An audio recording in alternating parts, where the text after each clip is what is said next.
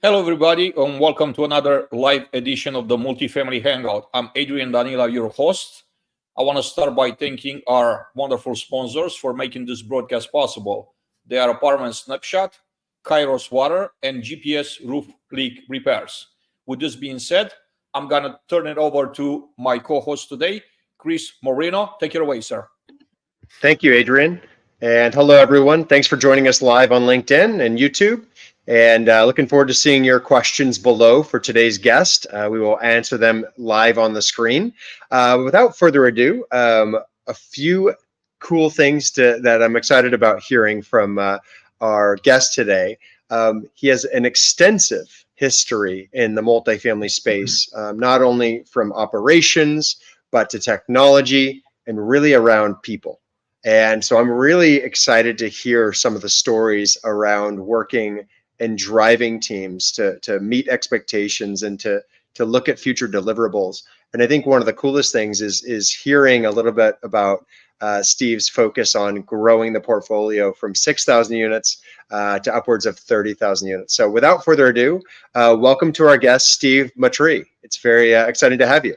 Hey, thank you for the invite. Appreciate that.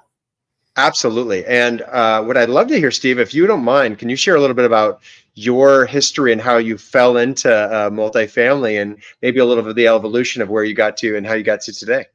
It's a long story because I'm just going to put it out there. I'm old, so I've been around for a while. So let's see where to start. I actually was really lucky. I started off in accounting. I double majored. I was finance and English major in college.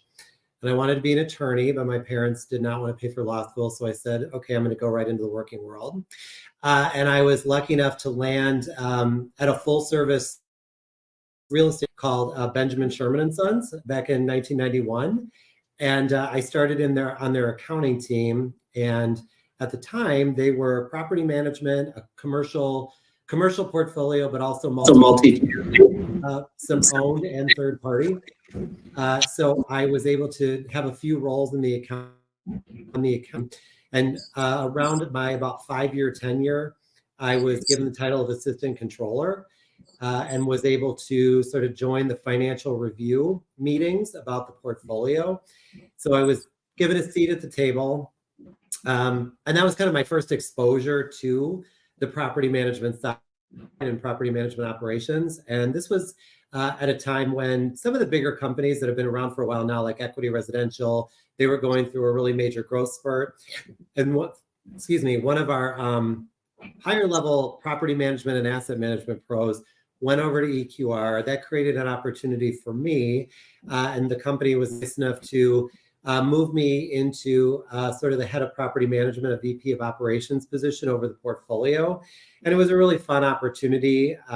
We had about between 7,000 and 10,000 units in, I think it was 8 states at the time. So I just dove right in. It was trial by fire. I traveled almost every week because it was a different time. It wasn't so tech centric. So when you visited a city, you shopped the market, you walked the properties, you looked at ads, you met with the whole team, you reviewed financials, but you kind of had to do it all in person, which was great to bond with the team. Might not have been super productive compared to today, but it was just a really terrific first opportunity management. I stayed in operations for a little while. I was offered a great opportunity at Banner Properties in Chicago, and I actually stayed at Banner for about 17 years. And I was really able to flex some different types of muscles there. So I was in operations for 3 years. And then we went through succession planning and we hired a new CEO. And he, when he came aboard and did his kind of initial assessment, he said, you know what, you're a real people person.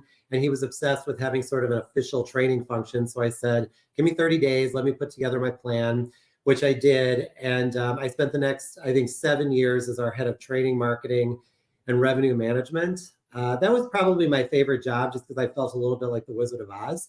I knew, you know, I was working, coaching our people. I was overseeing marketing, so I kind of knew what we could expect to bring into the portfolio. And I was our first revenue manager when we brought revenue management to the company. So it really allowed me to explore those 3 different disciplines. After a few years of that, our head of HR retired, and they approached me and said, "Hey, can you step into the head of HR role?" So I said, yes, I would do that. So I was head of HR and training for the final 6 years I was at Banner, and that really was a different, that was a challenge. I learned a lot, but we did a lot of really things with culture, market compensation, benefits. I really enjoyed that position a lot. And during the pandemic, I opted to move on, and I went up to the Mandel Group in Milwaukee, another really terrific company. They had a portfolio of about 6,500 units, but they were primarily developers, and they built and designed really beautiful products. So I was their VP of operations support. So doing training and marketing, and then working on a number of different initiatives, because they were also going through succession planning as well. So they were open to trying a lot of new things. And I was just really happy to be on their team, bring some initiatives to fruition. And we had an awesome support team. It was a really great group of people. But then in 2023, earlier in the year, the Redwood opportunity came along. So I met with the team here, and they were really just a great group of people, very smart, very forward thinking. And so I opted to come back to Chicago, and my role here is our senior VP of property management. And the thing that I love most about it is that I am head of operations, but I also get to oversee the support disciplines as well. So training, marketing, facilities and maintenance, HR, and technology. So it's another one of these positions that really allows me to collaborate with a lot of really great people. That's my journey.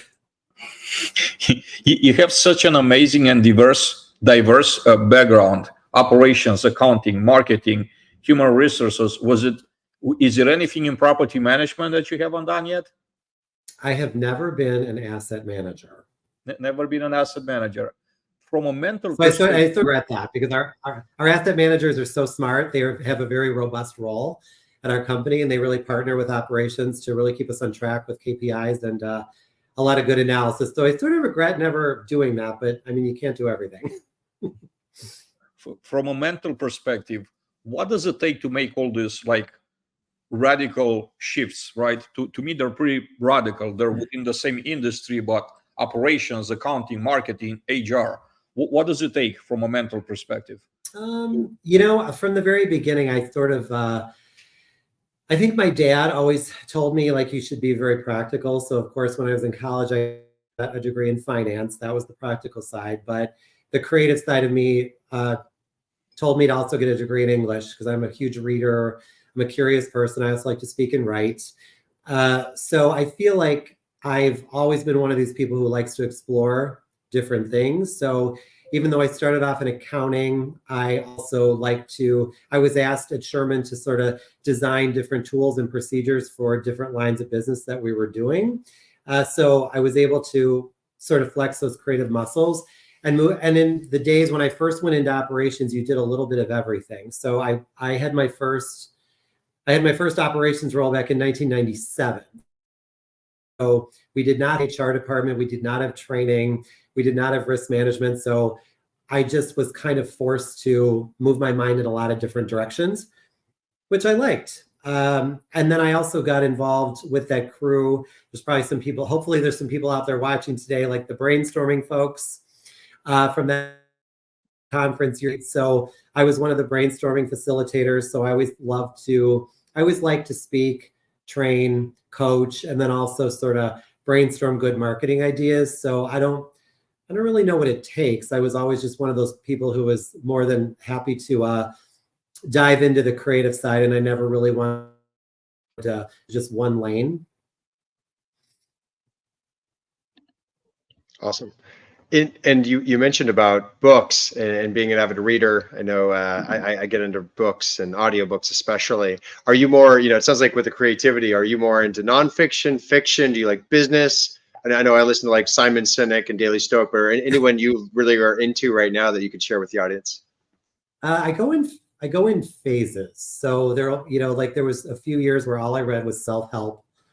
And I got that out. Like, I love the book Radical Candor, because everyone's trying to work on, our business is just such a people business, and you're always you're always trying to be happy. You're always trying to coach your people and form really good relationships. And so there was a time when all I read was self-help, business books. Right now, I'm all into, I'm reading like a lot of really great novels. Right now, I'm into fiction. And then I tend to, we're also in an election year. So after the election year, I'll probably read like political history, politics for a little while. I tend to go in phases. And I'm not really, I don't know if I have a favorite. My concentration in my English degree was British. It was literary criticism, British Victorian. So I go back to like the Brontes. I think my favorite author is Thomas Hardy. So every once in a while I'll go back and start reading like, the classic novels, but I kind of I go all over the place.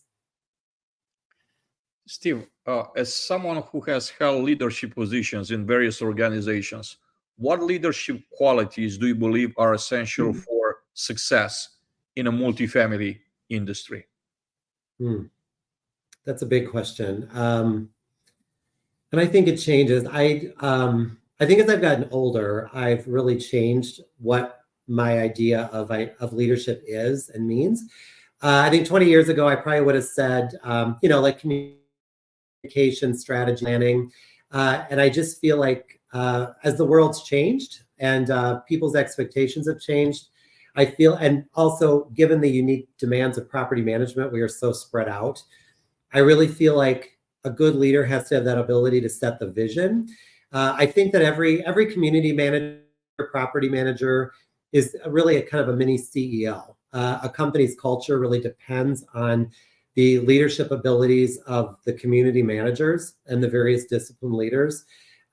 So I feel like one of the big responsibilities in my position now is to make sure that everybody understands what the long-term vision is for the company, so everybody knows which way we're going. And I feel like a good leader keeps people talking and creates a lot of formats for open discussion so that everybody feels involved. And I think a good leader really looks at all the processes and makes sure that we're not just doing a process to get the process done, but also everybody's learning. And that's kind of the business side. And I think on the people side, I've become much more empathetic over the years. I'm one of those people who really sticks. I live by my routines. But when I say empathy, some people are very apt to correct people when they've maybe made one mistake. I feel like our personal lives do influence our work life a lot, and not everybody can perform at their absolute top all the time just based on the things that are going on in their lives. And I think that good leaders have to be really empathetic to what's going on in people's personal lives and give a little grace. And then outside of those things, I feel like a leader has to have a really good sense of self, be very secure in what their strengths are, but also know what your gaps are and know when to ask for help. And I think you really have to be a lifelong learner. Change is so rapid now, day to day. Not only do our initiatives change, but our needs change. And I think you just have to commit to being a lifelong learner and never stop, building your skill sets and being open to new things. I love that. I love the focus on curiosity, learning. I've kind of like focused on that and always said like, now when people call me an expert, I'm like, oh, I'm very cautious of that terminology.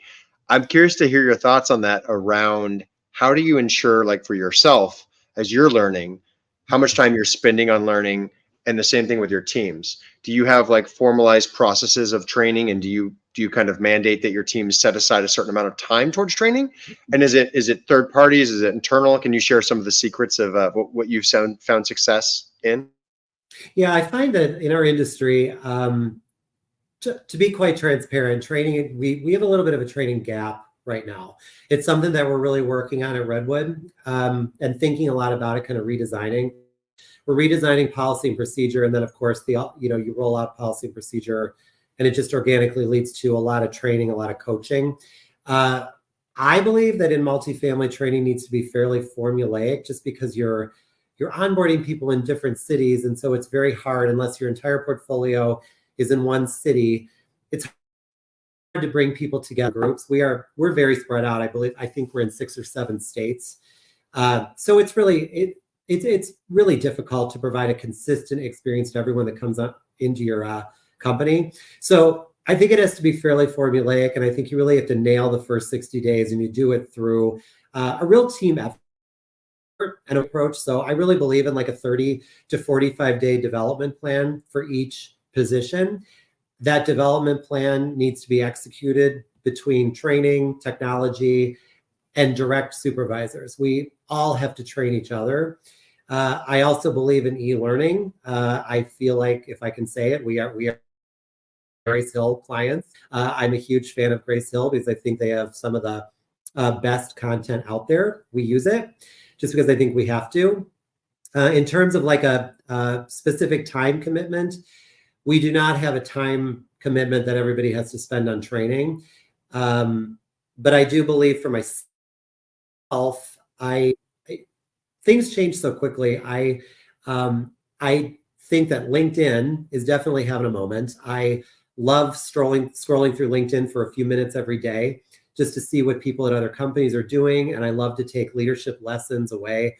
Book recommendations, podcast recommendations. I love to go to conferences. I'm one of those people who I don't really go to a conference to party. I certainly like to see people and reconnect with friends in the multifamily space. But I'm one of those people who will plan my education out, and I will go to every time slot on the education program because I think that some of the conferences out there are the best way to learn. And then I also, we had all of our support team together in Chicago this week, the last 2 days, for a quarterly meeting just to talk about all the initiatives that we have in process. And I always forget. One of the best ways to learn from the people around you. The people that work with me are some of the best lessons come from those group discussions. So I definitely learn a ton from the people who work alongside with me. Steve, when it comes to building teams, Yep. What are your principles that are guiding you in building a team around you? What are some things that you're looking for when you're building? Like, for example, right now, you haven't been with Redwood for a long period of time yet, right? So what are some principles that guide you in building your team, putting a winning team together? I will say I'm very lucky. Let's see, that's a good question. So the one takeaway from our group this week, we've got a support group of about 12 folks now who I would consider our corporate support group at Redwood. And it's amazing how well they work together and they all get along. So the teamwork it's amazing. But what's my guiding principle? I feel like you're always looking for really smart people. I think that's just a given. So I do like to have a fairly comprehensive interview process where people get a chance to meet several people in the company. Describing someone as a good fit is kind of a weird thing to me. I think you kind of know it when you see it, you feel it, there's good conversation, and they're bringing like top skills to the table. I like people with a pretty broad background. And I like people with a very good feel for the business. And I think now, I think you need those people who really see the mix between and soft skills, because I think that data and technology are king now. And I really like and appreciate those people who can take a number but tell a story around it. There's not a lot of people out there who can look at a KPI dashboard and point to the 5 or 6 things that need work, formulate the story, and then head out into the field and really coach people to take actions to move those numbers in the direction you need them to move. So I'm always really attracted to those folks who not only really understand the business, but who can tell a good story around it and really chart a course to success. So just building a team interview process, getting to know the person as a human, and then just looking for that really good mix of people skills and a good business sense as well. I really enjoy that, as you say, those storytellers. I think life, the great storytellers in life, and my grandfather was one, and I loved learning and hearing him talk. And I'm curious to know, as you talk about this and the people you've surrounded yourselves with over your career, who are there a few people you can share, maybe some memorable examples? You don't have to share their names if you don't want to, but maybe some folks who've made a big impact on you and your career and your life. I could share some names. I feel like there's been some great people. I have worked with a lot of really great people. Going back to the beginning of my career, at Sherman Residential, that was a family company, but they had a really great history.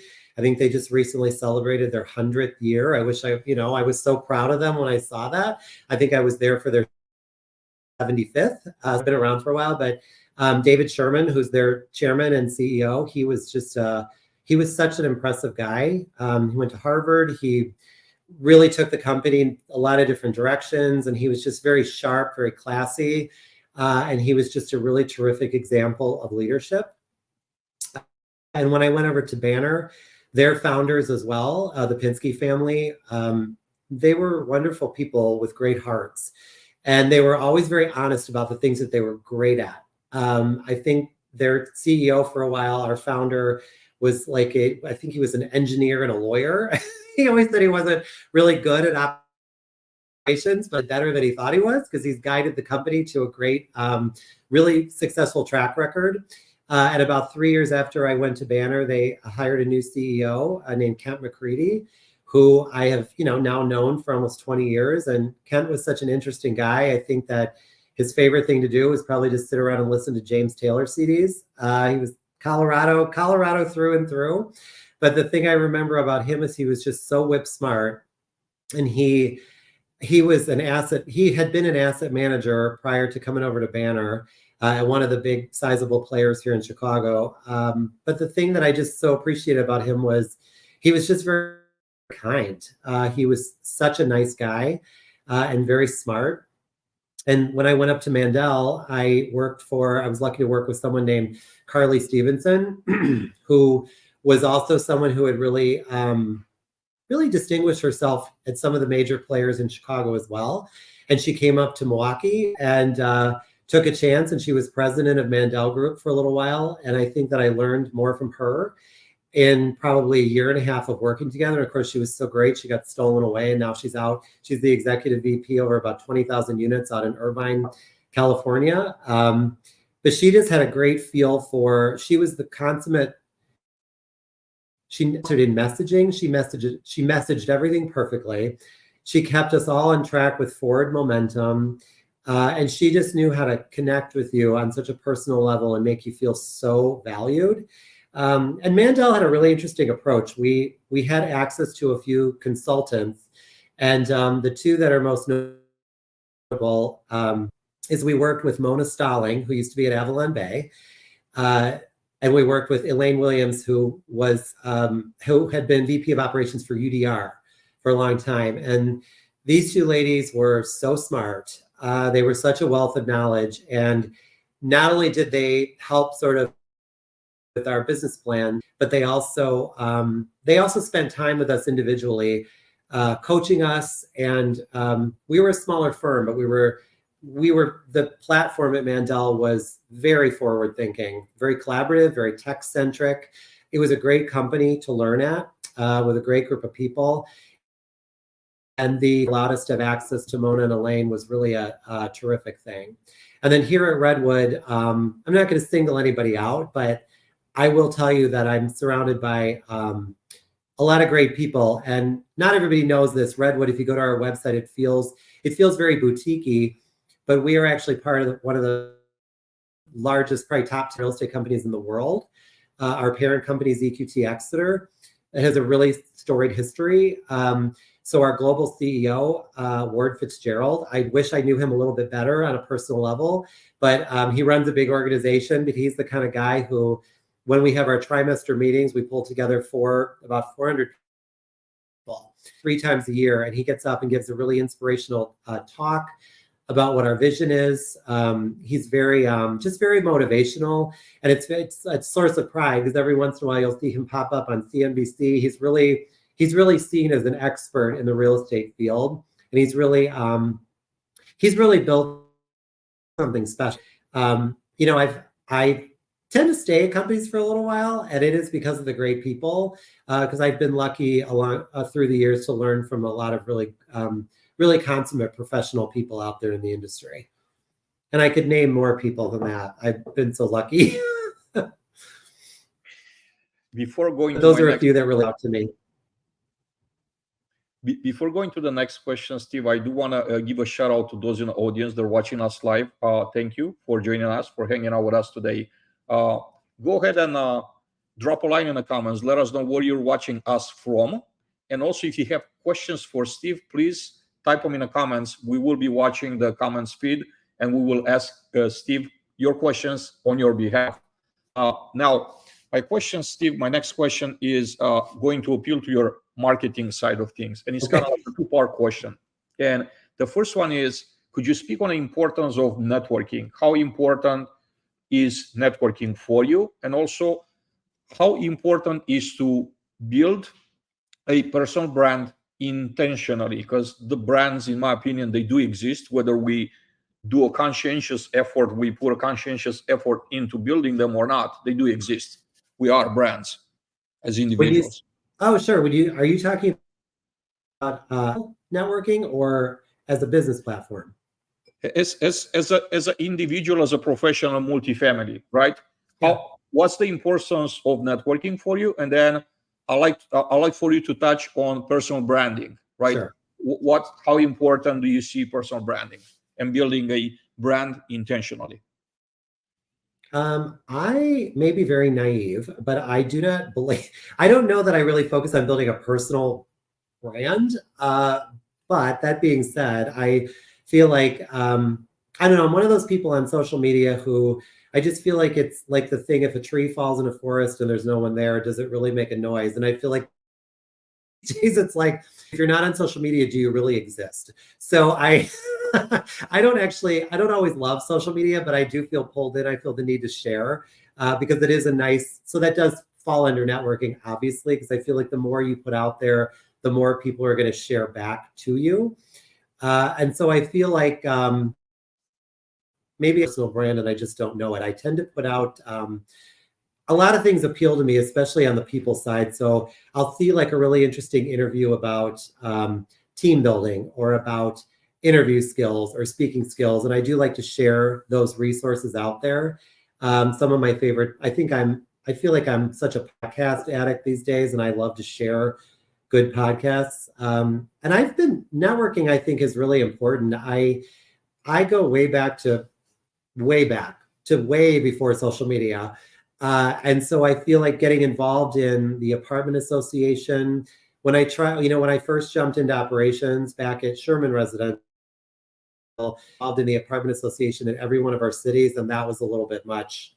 I couldn't really do it effectively. But it was such a great way to meet people. And then anytime anyone ever asked me to speak or like the brainstorming, be a facilitator, I always said yes, simply because it was a great way to meet people. And I found that in property at the time, the industry has changed so much. There's something like 50 million units under professional management now in the United States. The industry was nowhere near that big 30 years ago. And so getting a good education, and there were no bachelor's degrees. Now there's probably 20 universities that offer a bachelor's in property management. So number one, it was really hard to get a good education in property management. So I always use networking as a way to just find people to ask questions. And I was one of those people back in, I think Lisa Trozine, everybody knows Lisa. I think she hosted something all the way on Yahoo Groups, if anyone remembers what Yahoo Groups was. We had questions for each other out there and people could throw a topic out. And I think that I was one of those people who always answered the question. I loved that forum. And I think that a lot of people just started to recognize my name. So that was sort of an organic way to meet people at conferences. So I do absolutely believe in networking. I just think you need to find those people who are going to teach you and make you better. Personal branding thing, I don't think about it a lot. So to be honest with you, but maybe I do have a brand and I just don't know it. You definitely, it's funny, as you said, I'm similar. I don't think about it as much, but I think about more like what are people interested in hearing from me? Yeah, What's yeah, interesting to them, to your point. I think some people do try to create a brand and that's for them and not for everybody. So completely agree with you on that. I think to your point about Lisa T always being at the cutting edge, she's someone I've gotten to learn from at events. I just love how she does share on so many different topics yeah. and opines and asks questions of folks. And I'd ask you, as you were talking about education, and I am seeing more and more opportunities now for people getting into the industry, can go to college, can get mentorship. There's some Yeah. phenomenal programs. Like, what advice would you have, whether it's someone who's looking to get in the industry and or someone who's looking to move up in their next career path? Like, what advice would you give to them? Maybe something you've learned. In terms of getting into the industry, if anyone's thinking about it, I think we should all sort of be advocates to bring people in because it's really such a good career path. And a lot of people think you're going to be pigeonholed into one thing wherever you start. It's really not true. Companies get bigger. I mean, I can't believe how big some of the management companies have gotten. The career paths are really sort of limitless. And, you may start in leasing, which is not a bad place to start. I think leasing is probably the most fun job that you're going to have in property management. But by honing those skills, you can move into marketing, you can move into training, you can move into technology. I mean, with some of the big third-party players, the fee management side, you can be client support, you can be client-facing. There's just so many different things that you can do. I think you asked the question, what would my advice be for someone who's looking to be promoted? Is that what you said? Yeah, whether it's promoted, find a new career path, track, any of the above. Yeah, I would say for my biggest advice for the people who want to be promoted is please don't try to be promoted so fast.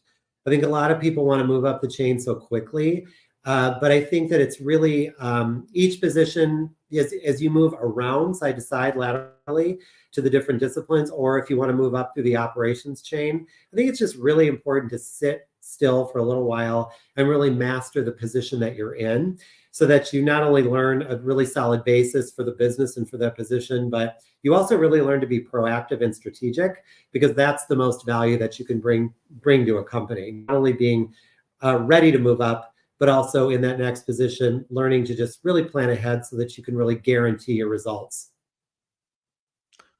Steve, could you share some memorable experiences or projects from your career that have a significant impact on you and on your career? Yeah. Some of the firsts come to mind. I would go all the way back to my accounting days. And like the first time I was ever asked to like design a set of tools or tracking tools for a new function inside the company was always very, very flattering. Or the first time that I was asked to meet with our outside accounting firm and take charge of those types of relationships, that sticks out.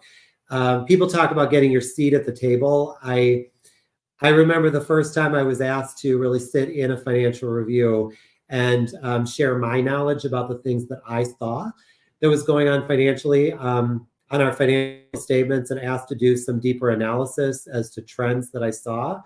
At Banner, I would say I had never had any lease up or development experience until I went over to Banner, and they started a development group. And I really, the first lease up we did really sticks out to me.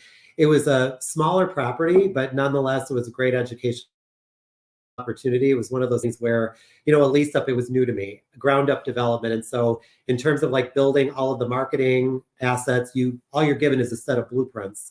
And from that set of blueprints, you're asked to design a marketing plan. So we did all the digital assets, the collateral, set up the initial websites. We were given the budget to work with a PR firm to sort of do a lot of community outreach, plan events.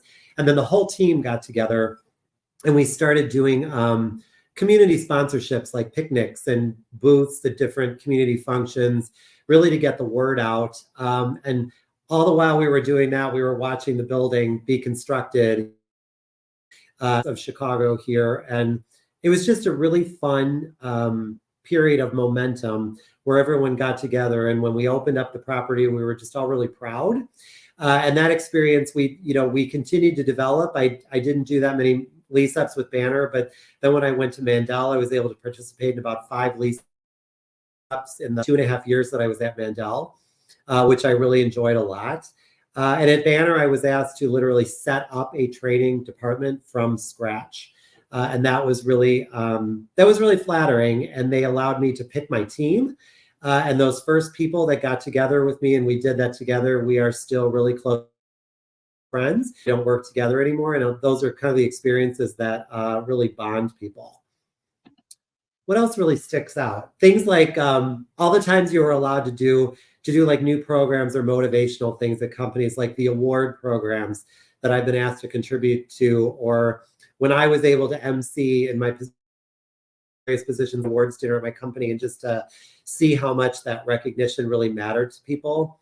And then there's funny stories, like we were rolling out online payments and the company that we used just forgot to turn off the setting. So overnight, all of our online payments went live without us knowing. We came in the next morning and someone from one of the properties said, "Did we roll out online payments?" I'm like, "No, I don't think so." But we decided to just all huddle in the conference room, do the marketing collateral. And we said, let's just roll with it because we're probably thinking too much about it. So bam, overnight, we implemented online payments for the first time in the portfolio. And it worked. And we got through it because we had a great team. I was hearing how yesterday on a podcast how last night some of the best made decisions and biggest decisions, you just make a decision instantly and go with it. Yeah. It's about adjusting. That's great. I completely agree with you on some of what you just shared. I'm kind of curious on that, on like these tech rollouts, innovations. How do you stay educated and stay on top of all these tech trends, the AI developments, things that are happening, and how do you think about rolling those out? What's the process you go through?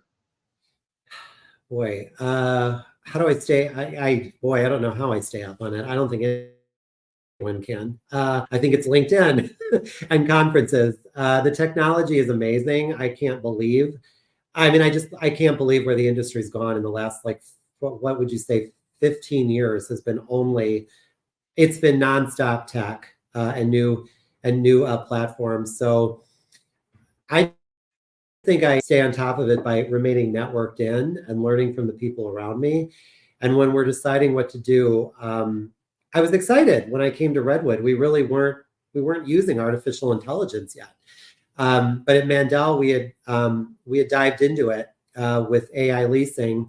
And now slowly but surely, these companies are not only leasing, but also collections, renewals, resident communication. And so when I came to Redwood, you feel like you come to a company like this and you're not going to be able to really contribute anything. But I was thrilled that I could say, like, hey, I have a little experience with AI. So what do you guys think about doing this? And they asked me to just kind of put together, which I did. And so now we are rolling out AI leasing on the entire portfolio, which is exciting to do.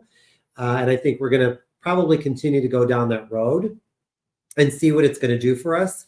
And in terms of rolling things out, I feel like everybody's always chomping at the bit to get things out there, and rolling things out is just really difficult. I feel like, you just have to let everybody in the company know really what the why is and what you're expecting it to accomplish. Then you have to develop some internal experts who can support it really well. And then just be cognizant of how everybody feels. Even though you think it might be easy, it really is changing people's habits. And people like to do things. They become this is a very good thing. They really own the processes that they do. So even though you think you're giving them this great gift of technology, they're thinking, well, you're kind of ruining the process that I had in place. So you really have to sell that technology to everyone, make sure that everyone knows the why, and just make sure that you have some coaches and advocates that are going to be able to support your people along the way. Because it takes a while for these platforms to really become embedded in your culture and be successful. You just have to sell it really well internally. Next, I'd like to take a question from our live audience, and I want to encourage you in the audience to drop your questions in first. We're going to keep an eye on our comments. The question comes from Jason Biskov. Do you mind sharing some of the good and bad of picking up and moving cities to join a new company? It's a great question, Jason. Moving is probably the most stressful thing you can do. When I lived in Chicago for a really long time before the last time I moved 80 miles away to Milwaukee. So it really, it was very close. Milwaukee's like a mini Chicago. So moving is painful. You really have to be sure about the company that you're joining. Take the recruiting process seriously and make sure that all of your questions are answered. And if you're someone like me who gets really, I really attach to home. And I attached to a neighborhood and friends. So it was stressful for me to do it. But I think the right attitude is just be excited about the opportunity, go to that new city. Don't only focus on work. I know that sometimes when you join a new company, that job becomes 100% of your focus, but it's really important to don't wait very long. Get moved, get into your new job, but also get out there into your new city and really explore some neighborhoods and find people that can join you in activities. If you're a runner, find a running club. If you're a reader, find a book club, just so that you very quickly get enmeshed in the culture of that city and find a new tribe, so to speak. It was much easier to come back to Chicago, but moving is always hard. Yeah, especially I moved cross country and it was incredible, and people were warning me, but I think I had lower expectations because of all the people telling me how hard it would be and how tough it would be moving to the South for me. But I'd love to hear. I mean, as you get to travel, you get to see so many different types of folks. What are maybe some of the biggest challenges you're seeing in the multifamily industry right now? And maybe it's certain things you've seen in different markets, but I'm kind of curious to know from an operations standpoint, what are some of the things you think are the biggest challenges or hurdles that we're currently experiencing? I think the biggest challenge is really, I think it's people, and I think it's the nature of our industry. Multifamily is the thing that people don't realize about our industry. Anyone who's watching realizes it, but anyone outside of our industry just does not realize how broad it is. And if you're in operations, we're a very regulated industry. So, the first thing we do is we train our folks in fair housing for broad law. And it's different in every state. Protected classes are different, requirements are different. We're a very regulated industry. And so one of the huge challenges on the people side is making sure that you are providing enough training and enough resources for people to really master it. I think the work that people and the scope of platforms that people have to embrace, I really feel for our community managers, and I really feel for our regional managers.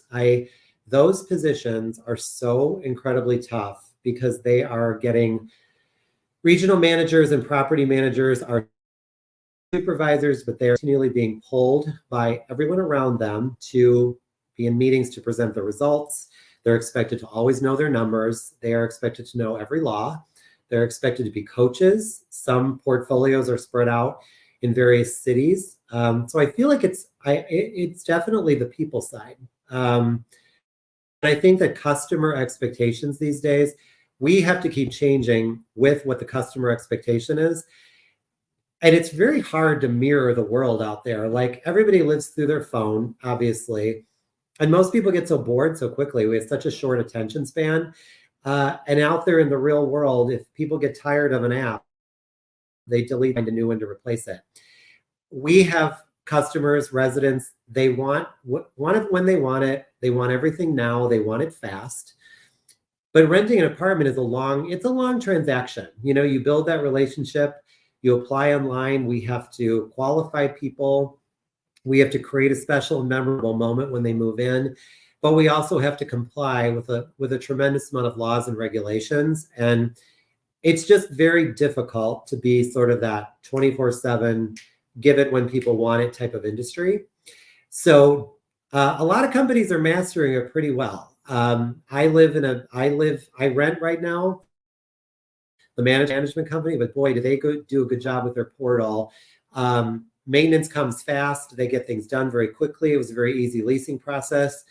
And at Redwood internally, boy, we really just we coach our people to be very productive, to be very relationship oriented. So we're definitely trying to, but I think that the expectations are high, and especially for our site teams, dealing with those expectations day in and day out is it's a huge challenge. And so retention and keeping people motivated and keeping them trained and keeping up with the technology.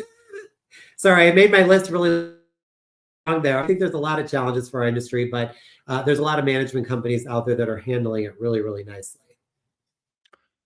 Steve, I want to go next and switch to opportunities. What are some opportunities that you see for us as an industry in a current environment?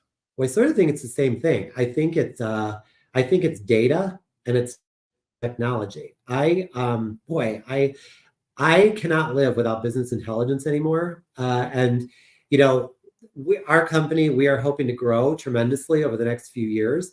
And I found our business intelligence platform, it's almost overwhelming in the amount of data that it offers.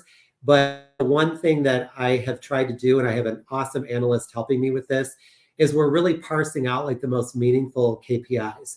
So I feel like the opportunity there is just, sometimes you can be overwhelmed with the data, but these platforms are getting so cool and so slick that for someone multi-site, all you need to do is you can find any bit of data or information that you want at a moment's notice. Like, I'm not sitting around waiting for people to bring me reports.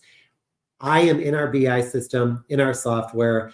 I'm looking at the numbers that I want to look at so that I can have very easy meetings with my regional managers and with the team member on me. I think that's a huge opportunity. And I think the technology is a huge opportunity to provide better service. And I'll just say, artificial intelligence is kind of the big thing right now. I don't really look at it as a way to cut payroll. I think there's some opportunity there. But first and foremost, something like AI leasing, if you're having all of your leads responded to 24/7, that just means that when someone comes in for an appointment or a meeting, be it a prospect or a resident, I feel like in the past, before AI, our teams kind of had one eye at the door, because whenever they were touring someone with a resident, they were sort of just waiting for that next interruption to happen. These days, if you've got AI, the AI platforms are so good that most prospects don't know that they're dealing with a bot, with an AI, with an artificial intelligence platform. The technology has gotten so slick, but it gives our people the peace of mind that they can have a nice interaction with the human being who's in front of them. So it adds to that human experience and the customer experience. And I feel like, boy, does it also, there's the platforms like the AI collections.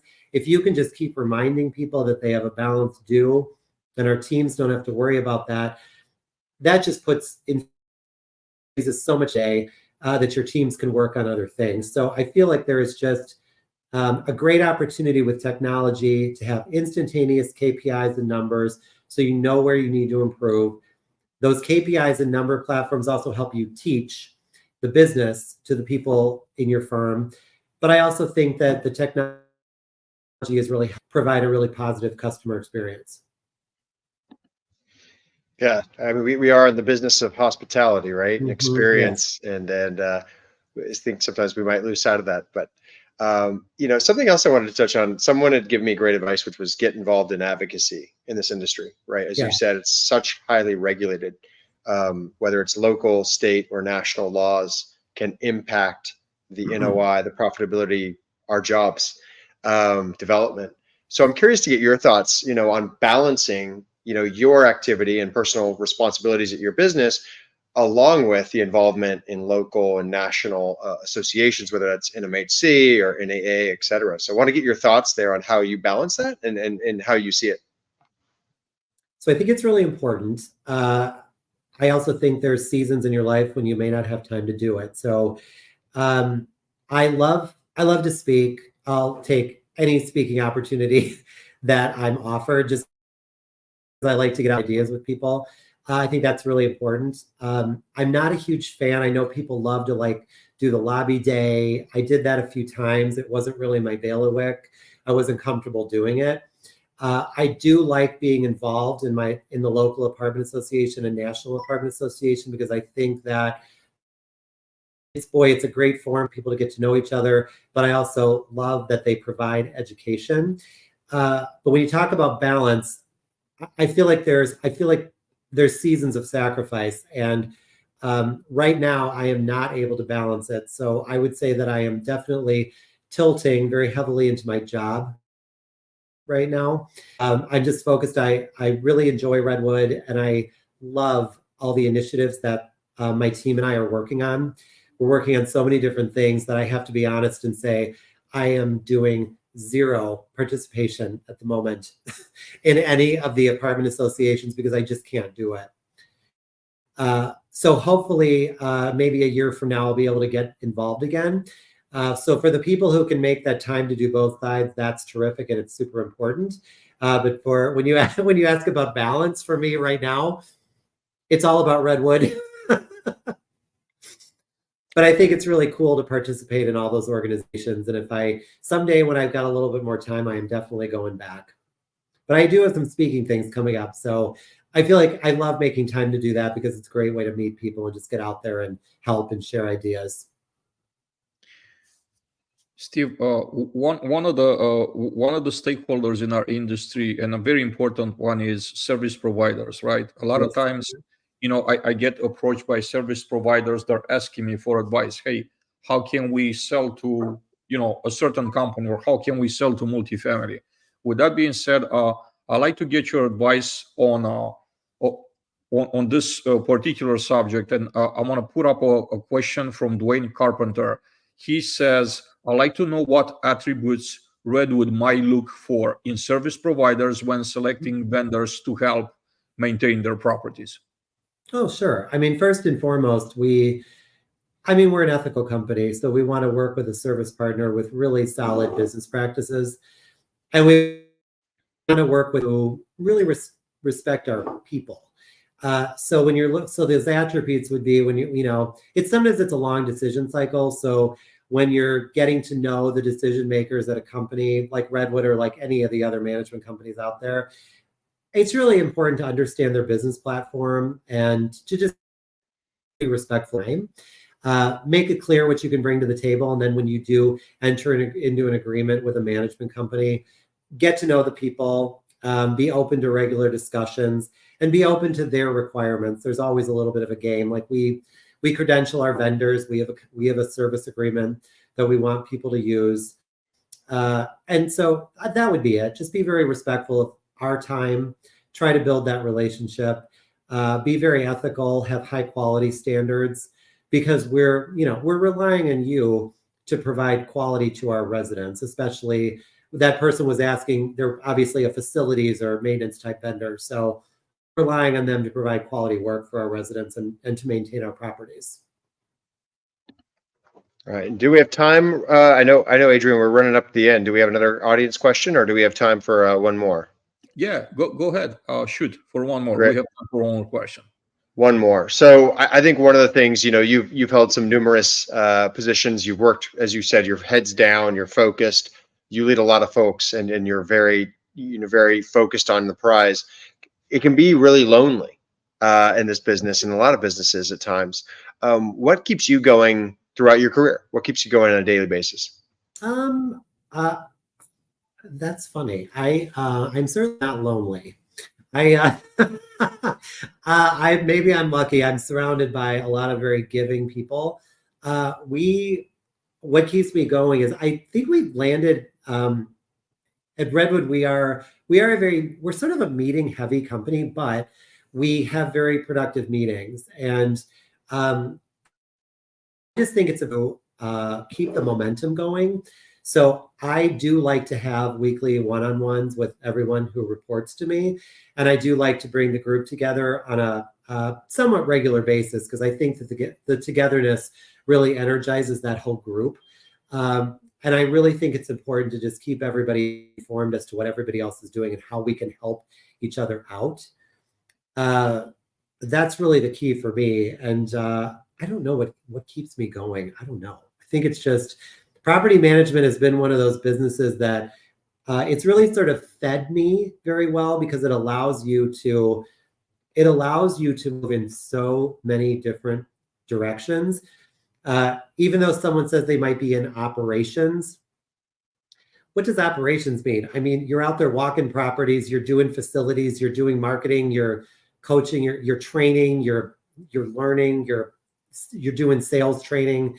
You're moving in so many different directions to operate well in property management and multifamily. I think that the thing that keeps me going and that I really kind of fell in love with our industry is just the fact that it allows you to flex so many different types of creative muscles. And it's always been the people. It's always been the people. I've been so lucky at my companies to be surrounded by really smart, talented people. Steve, it was a real pleasure having you here today. Amazing. Thank you. I'd like to give you the opportunity to share some final thoughts with the audience. I just want to say, for anyone out there, I feel like our industry and I feel like the current business climate can be a little bit overwhelming. I know that the economy hasn't really been, in a lot of ways, it's been great to us over the past few years. We've had good rent growth. There is still a housing shortage. So even though some of these big developers are, putting a lot of units out there into our markets, there's still a lot of demand for multifamily. So, the multifamily sector has really been a leader in real estate over the past few years. We've done extremely well. But I also know that being in our industry can be a little bit overwhelming. There's a lot to learn. There's a lot of new technology. There's a lot of change. And I do hear the word overwhelmed a lot. And for all those people out there who say they're overwhelmed, my advice to you would be to just kind of remember, you can't do it all. No one's really expecting you to do it all. No one's expecting you to be perfect. And I think give your best every day.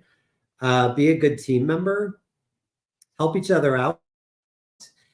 Because I think that burnout is real in our industry. And I think that the customer-facing side, there's a lot of pressure there. But I say this on every company call that we do. We do these rally calls where we have all of our teams together, all of them together. And I always remind everyone, like, boy, feel free to vent about us. Go out for happy hour, go out for dinner, go bowling, do something as a team, because I think one of the best things that you can do for yourselves is just lean on each other. Sometimes a good vent session helps, but also just work on bonding that team, because the people around you is really what's going to be most valuable in sort of getting you through any challenge. So work through, if you're feeling overwhelmed, just work through that overwhelm by being a really good teammate to each other.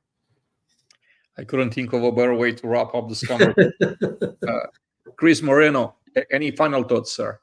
It was a blast, Steve. Really appreciated getting to know you better and hearing your stories. And I'm excited to see you continue to beat your expectations and to have an amazing culture. So can't wait to see you in less than 2 months in real life in Philadelphia. Yes, sir. Thank you so much. Thank you. Everybody, thank you so much for watching us today. I'm Adrian Danila, your host of Multifamily Hangout here, and want to thank our sponsors, Apartment Snapshot, Kairos Water, and GPS Roof Leak Repairs for making this broadcast possible. Thank again all of you that join us today live, and we hope to see you next Thursday, 3 p.m. Eastern Time, back on a Multifamily Hangout. Have an amazing day. Bye, everyone.